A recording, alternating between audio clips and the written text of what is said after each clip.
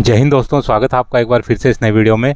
दोस्तों आज बात करेंगे एक ज़बरदस्त वैकेंसी की जो कि हर साल निकलती है और एक्सर्विसमैन के पॉइंट ऑफ व्यू से देखा जाए तो काफ़ी बढ़िया वैकेंसी है, काफ़ी अच्छी वैकेंसी है। तो दोस्तों आज हम बात करेंगे LIC असिस्टेंट की वैकेंसी के बारे में। इसको हम LIC क्लर्क भी बोल सकते हैं। और आज के इस वीडियो में हम देखेंगे कि LIC का जो असिस्टेंट है उसका जो जॉब प्रोफाइल है वो किस टाइप से रहता है, उसका जो एग्ज़ाम पैटर्न है वो किस प्रकार से रहेगा, क्या क्या क्वालिफिकेशन चाहिए, और एक्सर्विसमैन के पॉइंट ऑफ व्यू से देखा जाए तो LIC जो असिस्टेंट का जॉब है वो किस प्रकार का है। तो दोस्तों सैनिकों से जुड़ी सारी खबरों को जानने के लिए सब्सक्राइब का बटन दबाएं और बेल आइकन को प्रेस करके ऑल का बटन दबाएं ताकि सारी लेटेस्ट जानकारी आपको मिले सबसे पहले। तो चलिए शुरू करते हैं वीडियो। दोस्तों सबसे पहले बात कर लेते हैं पोस्ट की। तो ये जो पोस्ट है ये असिस्टेंट की पोस्ट है।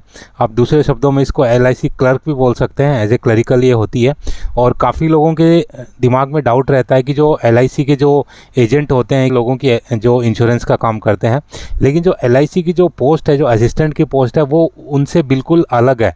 वो एजेंट का काम नहीं करते हैं। एजेंट तो LIC ने वैसे हायर किए हुए होते हैं कि जो कि लोगों से फिज़िकली मिलके उनको कन्विंस करते हैं पॉलिसीज़ के लिए।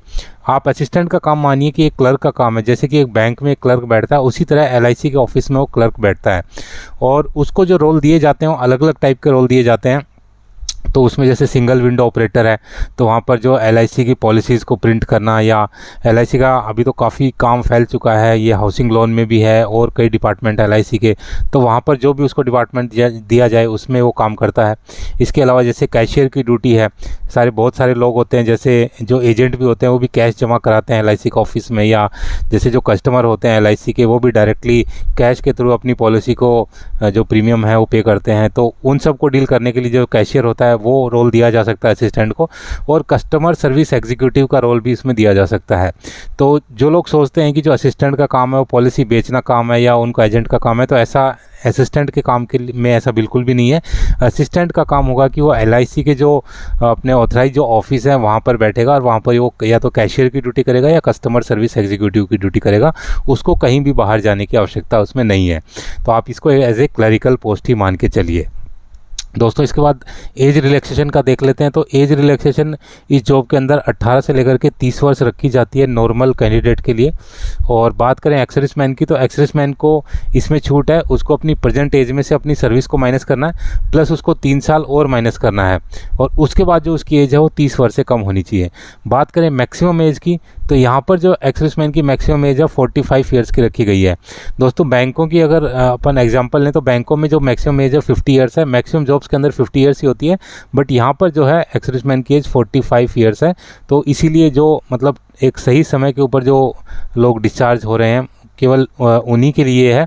बाकी अगर आप 45 से पार हो चुके हैं तो ये असिस्टेंट के जॉब में आप अप्लाई नहीं कर सकते। और अगर बात करें कि अगर आप डिसेबल एक्सर्विसमैन हैं और SC ST या OBC से आप बिलोंग करते हैं, तो आपकी जो एज लिमिट है SC ST के लिए फिर 50 साल तक आप अप्लाई कर सकते हैं, और 48 ईयर्स तक का OBC के जो कैंडिडेट हैं एक्सर्विसमैन, वो इसमें आप LIC के अंदर आप अप्लाई कर सकते हैं। दोस्तों बात करें पे लेवल की, तो यहाँ पर पे प्रोटेक्शन मिलता है एक्सर्विसमैन को। जो सिविल कैंडिडेट जाते हैं उनकी भी काफ़ी अच्छी सैलरी है, लेकिन एक्सर्विसमैन को पे प्रोटेक्शन मिलेगा। आपने जिस सैलरी से आप सेना से आए हैं तो उस सैलरी से ऊपर ही आपका जो फिटमेंट है वो किया जाएगा। तो सैलरी काफ़ी बढ़िया हो जाती है। आप मान के चलिए कि आप जो स्टार्टिंग की जो सैलरी है आज के टाइम में, अगर जो 15 साल 16 साल में जो सैनिक आ रहे हैं, अगर वो LIC असिस्टेंट ज्वाइन करते हैं तो डेफिनेटली जो उनकी सैलरी है वो 70 से लेकर के 80 हज़ार के बीच में अवश्य होगी। दोस्तों बात करें क्वालिफ़िकेशन की, तो यहाँ पर बैचलर डिग्री मांगी गई है। अगर आपने बैचलर डिग्री कर रखी है किसी भी रिकॉग्नाइज्ड इंडियन यूनिवर्सिटी से, वो नॉर्मल कैंडिडेट के लिए। एक्सर्विसमैन की बात करें तो अगर आपने मिनिमम 10 साल की सर्विस कर रखी है और उसके बाद आप किसी डिसेबिलिटी के कारण अगर आप आउट हो गए हैं सेना से, तो आपको इसमें ग्रेजुएशन करनी पड़ेगी 10+2+3 पैटर्न वाली। उसके बाद में अगर आपने मैट्रिक की है और 15 साल अगर आपने सेना में सर्विस की है तो आप इसमें डायरेक्ट अप्लाई कर सकते हैं।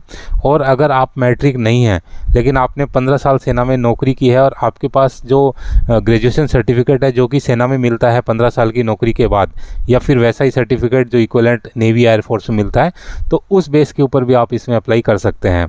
यानी कि अगर आप मैट्रिक नहीं भी हैं और 15 साल के बाद आपने ग्रेजुएशन सर्टिफिकेट आपके पास है तो उसके बेस पे भी आप LIC असिस्टेंट की जॉब के लिए अप्लाई कर सकते हैं। दोस्तों एक और इम्पोर्टेंट चीज़ इसमें यह है कि जो LIC के अंदर जो सिलेक्शन होता है वो डिवीज़न बेस होता है। जैसे कि आपने बैंकों में देखा होगा कि बैंकों के अंदर स्टेट वाइज सिलेक्शन होता है। अगर आपने राजस्थान से फॉर्म भरा है तो राजस्थान में आपका सिलेक्शन होगा, बिहार से UP से भरा है तो वहाँ पर होगा। यहाँ पर क्या है कि LIC के अंदर डिवीज़न है। टोटल LIC 8 जोन्स के अंदर डिवाइडेड है पूरे अपने भारत में, और उसके अंदर 8 जोन्स के अंदर टोटल 113 डिवीज़न है। जैसे कि जयपुर का अलग डिवीज़न होगा, लखनऊ का अलग डिवीज़न होगा, तो आपको उन डिवीज़न से अप्लाई करना है। आप जिस डिवीज़न से अप्लाई करेंगे केवल आप उन्हीं कैंडिडेट्स के साथ फाइट करेंगे, आपकी मेरिट है उन्हीं कैंडिडेट के हिसाब से उसमें बनेगी। तो हो सकता है कि आप किसी डिवीज़न से अप्लाई करें, आपके कम नंबर आने पे भी आपका सिलेक्शन हो जाए, और हो सकता है कि किसी डिवीज़न में आपके ज़्यादा नंबर आने पर भी आपका सिलेक्शन ना हो, क्योंकि हो सकता है कि उस डिवीज़न में और ज़्यादा जो कंपटीशन है वो हो जाए। तो डिपेंड करता है कि आप किस डिवीज़न से अप्लाई कर रहे हैं। और इसमें भी प्रोबेशन पीरियड है 6 महीने का, जैसे कि बैंक में होता है, तो सेम ही है बैंक की तरह ही। बाकी प्रोबेशन पीरियड में ऐसा कुछ विशेष अलग नहीं होता, नॉर्मली वही काम आपको करना पड़ता है जो कि आपको प्रोबेशन के बाद करना पड़ेगा। दोस्तों बात करें फ़ीस की, तो जो भी SC ST और जो PWD कैंडिडेट है उनके लिए 85 plus GST plus transaction charges ये फ़ीस रखी गई है, और बाकी सभी अदर कैंडिडेट के लिए इसमें 510 plus GST plus transaction charge. तो इसमें एक्सर्विसमैन के लिए अलग से ऐसा नहीं दे रखा है, तो आप मान के चलिए कि उनको अपने अपने जो भी कैटेगरी है उनके अकॉर्डिंग इसमें फ़ीस पे करनी पड़ेगी। दोस्तों अभी बात कर लेते हैं सिलेक्शन प्रोसेस की। तो इसका जो सिलेक्शन प्रोसेस है सेम बैंक की तरह ही है। आपका इसमें प्री एग्ज़ाम होगा, मेंस एग्ज़ाम होगा, और उसके बाद में आपका प्री मेडिकल एग्ज़ाम होगा। और अगर आप ये तीनों पार करते हैं तो आपको LIC असिस्टेंट के रूप में पोस्टिंग मिल जाएगी अपने जोन में। दोस्तों सबसे पहले बात कर लेते हैं प्री एग्ज़ाम की। दोस्तों ये जो प्री एग्ज़ाम है पूरी तरह क्वालिफाइंग इन नेचर है, मतलब कि ये सिर्फ आपको क्वालिफाई करना है, ये आपके सिलेक्शन को प्रभावित नहीं करेगा। इसमें 3 सब्जेक्ट्स होंगे, इंग्लिश या हिंदी में दोनों में से एक लग सकते हैं, न्यूमेरिकल एबिलिटी यानी कि मैथ्स और आपका रीजनिंग। इसमें इंग्लिश या हिंदी सिर्फ आपका क्वालिफाइंग है, यानी कि आपको मिनिमम मार्क्स उसमें लेके आने हैं। बाकी अगर जो आपका प्री का जो रिजल्ट आएगा वो आपका रिजल्ट आएगा 2 चीज़ों के बेस पे, वो आपका मैथ्स और रीजनिंग, इन दोनों के बेस पे आपका प्री का मेरिट बनेगा। तो ये चीज़ आपको ध्यान में रखनी है। तो आपको जो फोकस ज़्यादा रखना है प्री में वो आपको मैथ्स और रीजनिंग पे ही रखना है, और इंग्लिश और हिंदी दोनों में से सिर्फ आपको पास करना है। यहाँ पर मिनिमम मार्क्स भी दे रखे हैं आपको कितना क्वालिफाइंग कम से कम करना है। तो SC ST और PWD कैंडिडेट के लिए आपको 30 में से 11 नंबर लाने हैं अगर आपको क्वालिफाई करना है तो, और बाकी अदर कैंडिडेट को आपको 12 नंबर लाने हैं। इसके लिए आपको समय मिलेगा 20 मिनट का। और न्यूमेरिकल एबिलिटी और रीजनिंग, इसमें आपको मैक्सिमम नंबर ट्राई करना है स्कोर करने का, क्योंकि यही 2 सब्जेक्ट हैं जो आपको प्री क्वालिफाई कराएंगे। इन दोनों के 35-35 क्वेश्चन होंगे जो कि 35-35 मार्क्स के होंगे। मिनिमम SC ST और PWD को 13 मार्क्स लाने हैं, और बाकी जो अदर कैटेगरी है उनको 14 मार्क्स लाने हैं। तो दोस्तों इसी तरह तीनों सब्जेक्ट्स के आपको 20-20 मिनट मिलेंगे। टोटल आपको 1 घंटा इसमें समय मिलेगा, और ये टोटल 100 मार्क्स का होगा। और इसके बाद जो भी लोग टोटल वैकेंसीज़ होंगी उनमें उनकी 20 गुना वैकेंसी लोगों को सिलेक्ट किया जाएगा प्री के बेस के ऊपर, और फिर उनको मेंस के लिए क्वालिफाई माना जाएगा। बात कर लेते हैं मेंस एग्ज़ाम की। तो यहाँ पर जो आपके 5 सब्जेक्ट होंगे, आपका general financial awareness, general English, quantitative aptitude, reasoning ability and computer aptitude, और हिंदी लैंग्वेज। लगभग वही सिलेबस है जो कि आपका बैंक में आपको देखने को मिलता है।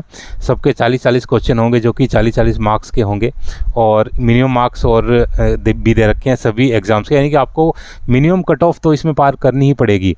अगर आप मिनिमम कट ऑफ पार नहीं करते हैं तो आपको आगे के लिए कंसिडर ही नहीं किया जाएगा। तो आपको जैसे आप देख रहे हैं कि SC ST PWD के लिए एटलीस्ट आपको हर सब्जेक्ट्स के अंदर 14 मार्क्स तो लाने ही होंगे 40 में से, और अदर कैंडिडेट को 16 मार्क्स तो लाने ही होंगे, तभी आपको आगे के लिए। और उसके बाद फिर जितनी मेरिट जाती है वो आपको देखना होगा कि आपकी जो कैटेगरी के अंदर कितनी मेरिट जा रही है। दोस्तों इसमें जो समय मिलेगा आपको जो मेंस के लिए वो 2 घंटे 30 मिनट का समय मिलेगा, और इसमें 1/4 की नेगेटिव मार्किंग भी है। तो एग्ज़ाम देते समय ये चीज़ आपको ध्यान रखनी है। दोस्तों अभी देख लेते हैं कि जो LIC का जॉब है वो किस प्रकार से बेहतर है बैंक के जॉब से। तो क्योंकि LIC जो असिस्टेंट है और बैंक क्लर्क का जॉब, दोनों को कंपेयर किया जाता है काफ़ी जगह के ऊपर, और बहस की जाती है कि काफ़ी कौन सा जॉब बेटर है। तो दोस्तों अगर मेरी राय में पूछा जाए तो जो LIC का जॉब है वो ज़्यादा बेटर है। उसके कुछ एक रीज़न है कि वो क्यों बेटर है। सबसे पहले तो LIC में 5 डे बैंकिंग शुरू हो चुका है, तो 5 दिन आपको काम करना है, और बैंकों में अभी चल रहा है, कब होगा नहीं होगा कोई चीज़ का आइडिया नहीं है। हालांकि अभी गवर्नमेंट ने कुछ आश्वासन दिए हैं, बट इतना आसान नहीं है 5 डे बैंकिंग होना। हो सकता है कि इसके लिए हमको और भी टाइम वेट करना पड़ जाए, या ना हो, कोई पक्का नहीं है। लेकिन ऑलरेडी LIC के अंदर ये शुरू हो चुका है। तो जो आपका वर्क लाइफ बैलेंस है काफ़ी अच्छा बना रहता है। आपको 5 ही दिन काम करना है। सेकंड है, इसमें बहुत इंपॉर्टेंट चीज़ है कि प्रमोशन का। जो भी एक्स सर्विसमैन सिलेक्शन लेके बैंक में आते हैं वो प्रमोशन की तरफ क्यों नहीं जाते हैं? वो इसलिए नहीं जाते हैं क्योंकि एक तो सबसे पहली बात तो उनका जो नेटिव प्लेस उनको छोड़ना पड़ता है, और दूसरा जो उनके ऊपर जो वर्क प्रेशर है वो काफ़ी ज़्यादा बढ़ जाता है प्रमोशन के बाद। जबकि LIC के अंदर ऐसा नहीं है। आप वहाँ पर जो वर्क प्रेशर है वो बिल्कुल नहीं है, तो आराम से आप प्रमोशन ले सकते हैं। LIC में प्रमोशन लेना काफ़ी सही रहता है। और बहुत सारे एक्स सर्विसमैन हैं जो कि एज ए असिस्टेंट लग के फिर आगे जो AAO पोस्ट के ऊपर जाते हैं और प्रमोशन लेते हैं। तो प्रमोशन के पॉइंट ऑफ व्यू से देखा जाए तो LIC ज्वाइन करना काफ़ी बढ़िया है। इसके अलावा तीसरा है कि लेस पब्लिक डीलिंग, यानी पब्लिक डीलिंग काफ़ी कम है बजाय कि बैंकों के, क्योंकि बैंकों में काफ़ी काम बढ़ गया है। जैसे ना सिर्फ कैश का काम बल्कि और भी बहुत सारे गवर्नमेंट की स्कीम्स हैं बैंक के थ्रू इम्प्लीमेंट होती हैं। बैंक के खुद के कुछ प्रोडक्ट होते हैं वो बैंक को बेचने होते हैं। FD हो गया, RD हो गया, उसके अलावा जैसे इंश्योरेंस वगैरह होगा, ये सब बैंकों में होता है। इस वजह से जो फुटफॉल होती है बैंकों के अंदर काफ़ी ज़्यादा होती है, भीड़ काफ़ी ज़्यादा रहती है और पब्लिक डीलिंग काफ़ी रहती है। जबकि LIC में ऐसा नहीं है। LIC का जो काम है वो इंश्योरेंस तक ही अभी स्टिक है, तो इस वजह से वहाँ पर पब्लिक डीलिंग कम है। दूसरा, इसके अलावा जो वर्कलोड है बैंकों में, जैसे मैंने बताया काफ़ी वर्कलोड रहता है हर चीज़ के अंदर। अभी बैंकिंग के थ्रू ही सारी चीज़ें हो रही हैं, चाहे वो आपकी कॉलेज की फ़ीस भरना हो या बाकी आपको कोई ATM चेकबुक से संबंधित कोई चीज़ हो। जिन्हें इतने सारे लोन होंगे, पर्सनल लोन जैसे car loan, personal loan, housing loan, अपना गोल्ड लोन, पेंशन लोन। तो इस प्रकार से काम है बैंकों में काफ़ी बढ़ गया है, जबकि जो LIC का जो काम है वो अभी भी लिमिटेड ही है।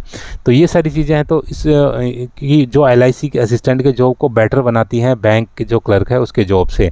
तो काफ़ी बढ़िया है। अगर बैंक क्लर्क की बजाय अगर आपका सिलेक्शन LIC असिस्टेंट में होता है तो इसको आप बेहतर मान सकते हैं।